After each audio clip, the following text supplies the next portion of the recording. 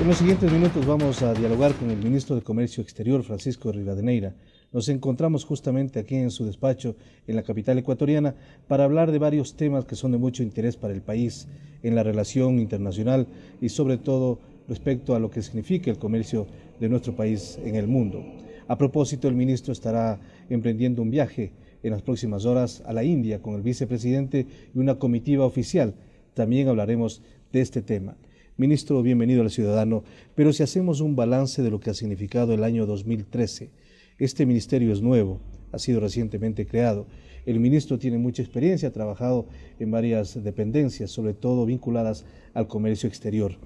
¿Cómo se maneja o cómo se analiza este balance 2013, ministro? Bienvenido al Ciudadano. Bueno, antes que nada, pues un gusto estar finalmente contigo, Marco Antonio, aquí en el Ciudadano y a través de este medio poder comunicar, transmitir el trabajo que estamos realizando desde el Ministerio de Comercio Exterior a la ciudadanía.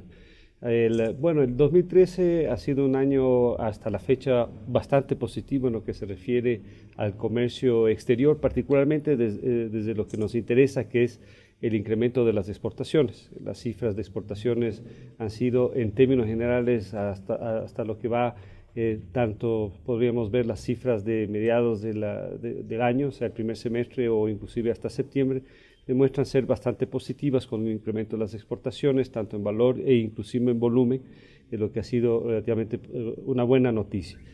Por otro lado, el aspecto que sí es un poco difícil y que tiene que ser manejado con bastante cuidado, debido a sus sensibilidades, obviamente el tema de las importaciones, que también han crecido de lo que va en el año, y probablemente concluiremos este año con importaciones superiores en términos comparativos a las que tuvimos el año anterior. Siendo un país dolarizado, como tú sabes, Marco Antonio, y como sabe la ciudadanía, es trascendental mantener un cierto nivel de equilibrio, que no necesariamente significa tener superávit o excedentes en las balanzas, sobre todo en la balanza comercial en este caso, pero sí es necesario tener un déficit que sea manejable para asegurar la estabilidad de la economía. ¿Y en este caso sí es manejable el déficit? Yo diría que estamos llegando a una situación un poco difícil, ¿no? En este año va a ser probablemente el primer año que tengamos un déficit de la balanza de pagos que no sea de alguna manera compensada como ha sido siempre en el pasado por el petróleo. Esto se debe, como ustedes saben, a que la tendencia del precio del petróleo se ha estancado e inclusive tiene una tendencia a la baja, tendencia que podría inclusive agudizarse según como en los próximos meses evolucionan algunos aspectos de la política internacional, como el tema de Siria, por un lado, y sobre todo el regreso a los mercados de petróleo por parte de Irán, que como sabes es uno de los más grandes productores y exportadores del mundo, por el bloqueo económico que ha tenido hasta la fecha, impuesto por los Estados Unidos y otros países como Unión Europea. Ha estado un poco fuera del mercado, pero una vez que parece que está llegando a una solución en el tema nuclear, el tema de la eliminación o del freno de los procesos de investigación para la generación de armas nucleares, si regresa, esto podría afectar. Si sumamos eso, obviamente, a la situación coyuntural en la que se encuentra Marco Antonio del país, que toda la ciudadanía conoce, de que estamos en un proceso de mejorar las refinerías, sobre todo la refinería de Esmeraldas, eso ha puesto más presión, obviamente, por el incremento de compras de derivados de petróleo.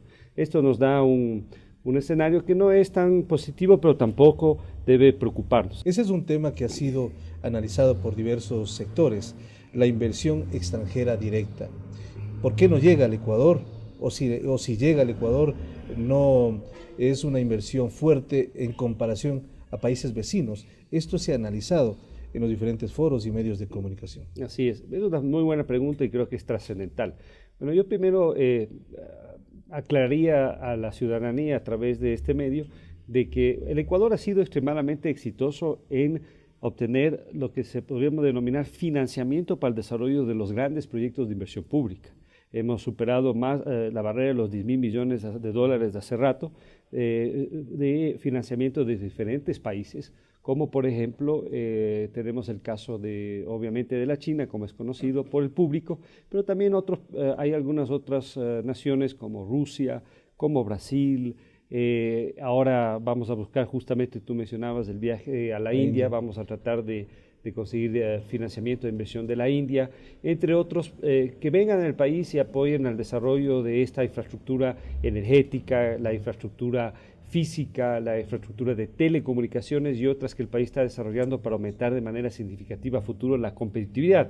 Competitividad que al fin y al cabo será de beneficio, lógicamente, del sector productivo nacional. Entonces, por ese lado creo que hemos sido tremendamente exitosos. Lo que aún hay que trabajar es en atraer inversión extranjera directa, sobre todo dirigido a aquellas necesidades que tiene el sector productivo. ¿Por qué, respondiendo a tu pregunta, Marco Antonio, puede haber a lo mejor un problema o digamos en términos relativos no hemos sido tan exitosos en lograr esa inversión extranjera como el caso de Colombia y Perú, para no ir más lejos? Yo te diría porque somos un país exigente en el tipo de inversión extranjera directa que solicitamos y no estamos dispuestos a que esa inversión extranjera directa venga bajo cualquier condición. Es decir, no es tan sencillo. Así es. Nosotros queremos una inversión extranjera directa, primero que esté alineada, sobre todo en este momento, al cambio de la matriz productiva y por ende a los sectores del cambio de la matriz productiva, las industrias del cambio de la matriz productiva en las cuales el país quiere desenvolverse, desarrollarse a futuro.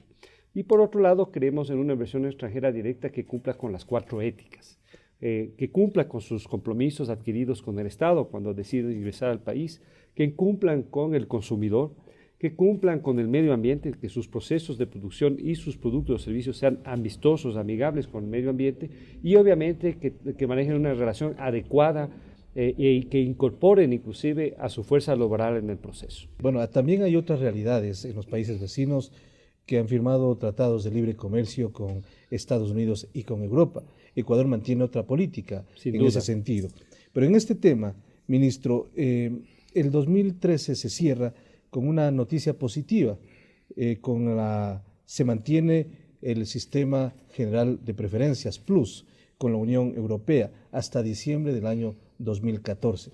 ¿Qué significa esto para el sector productivo? ¿Qué significa esto para el país en general? Durante la visita del presidente Correa a Europa, la reciente visita a Rusia, Belarus y a Francia, yo aproveché inclusive de manera paralela también hubieron algunos representantes de cámaras que acompañaron mi viaje a Bruselas. Logramos de alguna manera incidir para que no pase una moción a nivel del Parlamento Europeo que podría habernos perjudicado en el objetivo que tú acabas de mencionar, que es tener una extensión del sistema general de preferencias Plus, que nos permite entrar con 0 arancel a prácticamente toda la oferta exportable ecuatoriana al mercado de la Unión Europea, conformada por los 28 países que son sus miembros actuales.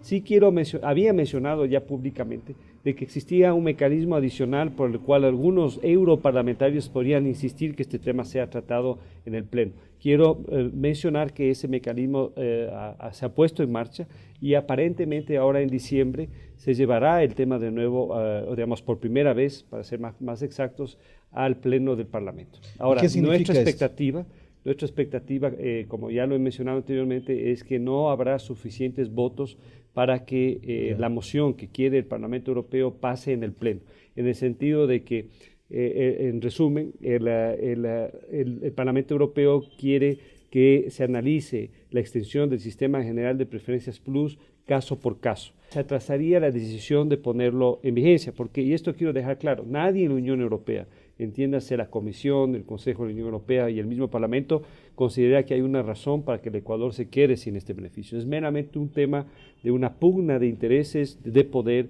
entre el Parlamento Europeo y la Comisión, que funge un poco como el Ejecutivo de la Unión Europea, alrededor de este tema, si se presenta en paquete como quiere la Comisión o se presenta de manera particularizada como quiere el Parlamento. Este año 2013 el presidente Correa y su comitiva, por supuesto, el ministro, hizo presencia importante en Europa. Inicialmente lo hizo en Alemania, en donde tuvo una muy buena presencia.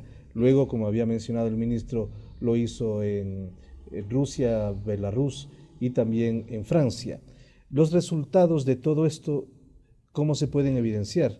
¿En qué medida esta gran recepción que tuvo el presidente y la comitiva oficial ecuatoriana en estos países importantes del mundo se concretará ya en acciones? Bueno, en lo que se refiere al ámbito específico del comercio, de lo económico, que es el que está bajo mi responsabilidad, yo diría que los viajes que se han hecho en Europa han sido tremendamente exitosos y ya vamos viendo en el proceso los resultados. En términos generales, en lo que se refiere a la visita que hizo el presidente a Alemania y recientemente a Francia, diría que uno de los principales beneficios de esta visita fue el obtener el apoyo claro, contundente por parte de Alemania y por parte de Francia, avanzar en el proceso de negociar un acuerdo comercial con la Unión Europea. Pero un acuerdo comercial, Marco Antonio, porque esto lo expresó claramente el presidente a la canciller Merkel y también a François Hollande, el presidente francés, que esté adaptado a las verdaderas necesidades del país, que tome en cuenta las asimetrías de la relación, que tome en consideración el hecho que el Ecuador es un país dolarizado, como lo mencionamos anteriormente en esta conversación, y que permita que se desarrolle normalmente el modelo económico que el Ecuador ha decidido soberanamente llevar adelante. Entonces, en ese sentido, creo que siendo Alemania y Francia dos de los actores más importantes dentro del contexto de la Unión Europea, los 28, eso en sí ya es un resultado positivo, que ellos puedan incidir en este sentido. Ahora, el presidente dio en alguna medida no sé si plazo, pero ya fijó algunos términos, como el primer trimestre del año 2014, en que tiene que concretarse este acuerdo comercial, o al menos ya tener las reglas claras. Mira, vamos en buen camino en ese sentido, sobre la base de la instrucción que nos dio el presidente. Tal como van las cosas, nuestra expectativa será arrancar ya el proceso de reunirnos alrededor de una mesa en algún momento del proceso del mes de enero, y esperamos que no más de 3 o tal vez 4 rondas se logre cerrar. Yo diría de manera realista y optimista de que si todo va bien, deberíamos lograr llegar a la conclusión del proceso de negociación en algún momento entre abril y mayo de este año. Del año 2014. Del 2014. Ahora, los nudos críticos, los temas trascendentes, como las compras públicas, por ejemplo, siguen siendo complejos. ¿Hasta qué punto el Ecuador tiene que ceder o la Unión Europea debe ceder? Bueno, yo creo que hemos llegado en casi todos los temas a un cierto nivel de preacuerdos. O sea, en términos generales, la Unión Europea y el Ecuador estamos de acuerdo hasta cuál es el ámbito en el cual nos podemos mover para cerrar la negociación. Ese fue el ejercicio que hicimos antes del mes de julio de este año y durante casi 4 años, que estuvimos discutiendo fundamentalmente el tema de servicios y establecimiento, que tiene que ver con inversión, el tema de propiedad intelectual y el tema específicamente de compras públicas que tú mencionas, Marco Antonio. Ya logramos, si ustedes quieren, ponernos de acuerdo en las reglas generales para poder sentarnos a negociar. Eso de ninguna manera quiere decir que ya no necesitamos negociar, o sea que hemos acordado ya los aspectos precisos. Esto se lo tiene que hacer aún y tiene sus dificultades. Pero creo que la Unión Europea en algunos de los temas ha demostrado apertura. El ejemplo más claro sería el de compras públicas, donde, como lo hemos mencionado ya en el pasado, la Unión Europea, a la diferencia de que, por ejemplo, lo que pactó con Colombia y Perú, al Ecuador está dispuesto a darle la posibilidad de desagregar tecnológicamente en sus compras públicas durante un tiempo determinado que es sujeto de negociación. ¿Esto qué significa para la ciudadanía? Quiere decir que podemos nosotros de alguna manera pedir que en el proceso de las compras públicas las empresas extranjeras incorporen contenido nacional, partes y piezas ecuatorianas, mano de obra ecuatoriana y otros aspectos para ir generando mayor capacidad de la industria nacional. Y el otro obviamente son los famosos umbrales, que a través de estos umbrales el Ecuador quiere asegurar, y la Unión Europea está de acuerdo, de que los actores de la economía popular solidaria, los microempresarios y las pequeñas y medianas empresas puedan utilizar el mecanismo de compras públicas de manera exclusiva y no tengan que competir, por ejemplo, en este caso, con las empresas europeas. 2 temas más para cerrar la entrevista, ministro. De acuerdo, Marco Antonio. La una tiene que ver justamente con el viaje a la India. ¿Qué se quiere lograr? ¿Con quién se va a conversar? ¿Qué se quiere lograr en la India, una potencia mundial, pero que tiene ciertos parámetros de comercio muy propios y que no necesariamente da mucha apertura al comercio internacional? Sí, efectivamente, yo calificaría en términos generales esta visita como una visita de carácter exploratoria. Es la primera vez que un vicepresidente del Ecuador se desplaza a la India y esto es trascendental, sobre todo en un país altamente jerarquizado, donde es importante que una alta autoridad del Ecuador vaya allá de manera oficial y se reúna con las principales autoridades del gobierno indio en su capital, Nueva Delhi, y también con los principales actores del sector empresarial. ¿No? Vamos por lo menos a 2 ciudades confirmadas, que es Nueva Delhi, la capital de la India, donde habrá una agenda obviamente de carácter gubernamental, pero también reuniones con sector empresarial. Ahí hay una reunión que está organizando la India que se llama el Cónclave India-América Latina, donde el vicepresidente va a participar en exponiendo algunas de las características del modelo ecuatoriano y cómo el Ecuador puede ser un país atractivo e interesante para la India en el aspecto comercial y de las inversiones. Ese es probablemente uno de los hitos de la visita del vicepresidente.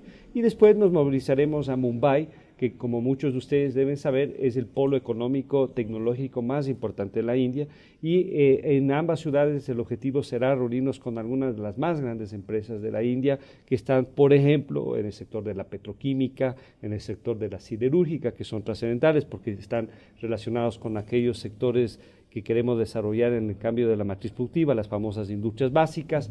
Vamos a reunirnos también, obviamente, con las grandes empresas petroleras de la India que podría estar interesada en hacer exploración y explotación petrolera aquí en el país. Finalmente, ministro, estos tratados bilaterales de inversiones, cuyos elementos se están revisando, en algunos casos que se mantienen con algunos países, se están renegociando. ¿Esto afecta a la imagen internacional del Ecuador o afecta a las negociaciones que se hacen con otros países, o en la política exterior ecuatoriana es vital esta situación? Hemos llevado siempre 2 mensajes. El Ecuador es un país que tiene un enorme potencial y genera grandes oportunidades para las inversiones internacionales extranjeras. Y tenemos un régimen muy importante de incentivos que pueden ser aprovechados por las empresas que quieren venir a instalarse al país.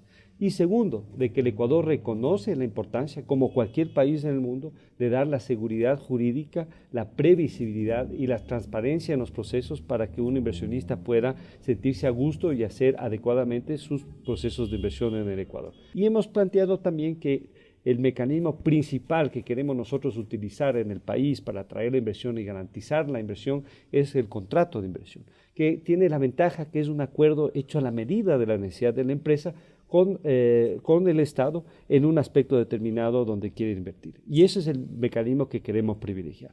Entendemos obviamente que hay ciertos países que consideran que esto no es suficiente y nos han solicitado de que se mantengan los acuerdos bilaterales de protección de inversiones en vigencia. Nosotros hemos transmitido que no se los puede mantener tal como están porque son inconstitucionales. Estamos obligados a cambiarlos para ponerlos al día con el sistema jurídico nacional.